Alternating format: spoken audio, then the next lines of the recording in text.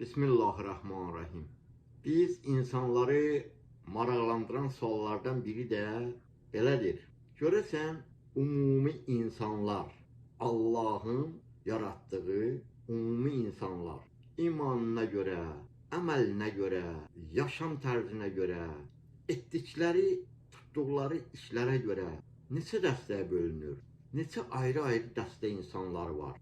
Biz bu sualın cavabını tapmaq üçün səhih hədislərə üst tutsaq, görərik ki, hədis var. Və bu hədisdə möminlərin əmiri, Əmir-əl-Möminin Əli əleyhissalam insanları 3 dəstəyə bölür. Və Əli əleyhissalam birinci dəstəni Alimu Rabbani adlandırır. Nə deməkdir bu? Alimu Rabbani. Yəni Allah'a mənsub olan hər şeyi Allahın əmrlərinə uyğun edən, yerinə yetirən deməkdir. Bunlar, bu dəstə insanlar. Və bu dəstə insanlar Allahın öhdəsindədirlər. Allah'a mənsub olan alimdirlər.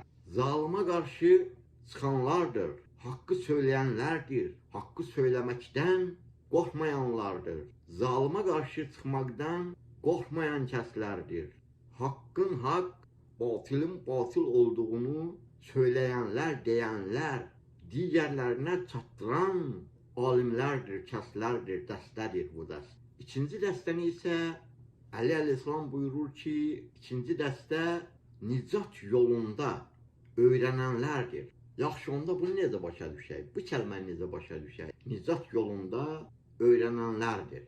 Bu kəslər o kəslərdir ki, kiminsə hansısa alimdən dərs alır, hansısa deyək ki, məktəbdə təhsil alır, bir universitetdə təhsil alır, ya bir mədrəsədə təhsil alır.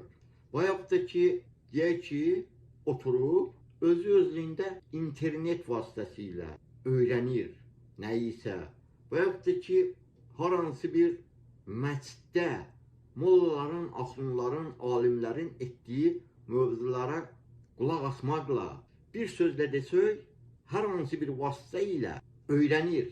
Buna deyirlər, nicat yolunda öyrənənlər. Əli əleyhissalam bu ikinci dəstəni nicat yolunda öyrənənlər adlandırır və buyurur ki, bunlar bu ikinci dəstə xeyirli dəstələrdəndir, xeyirli dəstədir.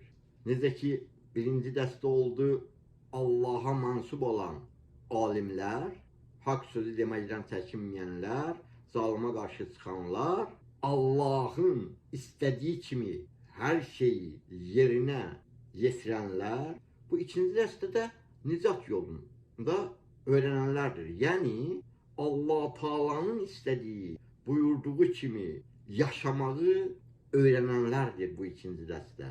Üçüncü dəstə isə hansılardır? Əli əleyhissalam buyurur ki, üçüncü dəstə hər səsin dalıca gedənlər, qaçanlar, yürənlər, hər səsə tabi olanlardır üçüncü dəstə. El arasında bir söz var, deyir ya, biri ya o yandan, ya bu yana, ya o tarafa, ya bu tarafa, özü də bilmir nə edir. Ha tarafa gəldi qaçan, deyir ya, İngilis bayrağı kimi. Bax, üçüncü dəstə hər səsə tabi olan külək hansı tərəfdən əsirsə, o tərəfə qaçanlar. Bu olur üçüncü dəstə. Əli əleyhissalam belə insanları üçüncü dəstəyə aid edir. Allah Taala'nı həmd eləyək, öz izzət-i cəlalına heç birimizi bu üçüncü dəstə olan insanlardan qərar verməsin inşallah. Ümumi İslam ümməti üçün, ümumiyyətlə bəşəriyyət üçün ən qorxulu, ən təhlükəli olan bu üçüncü dəstə insanlardır.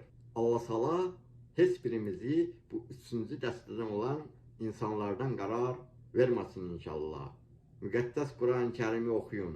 Əli əleyhissalamın kitabı var, gözəl kitabdır.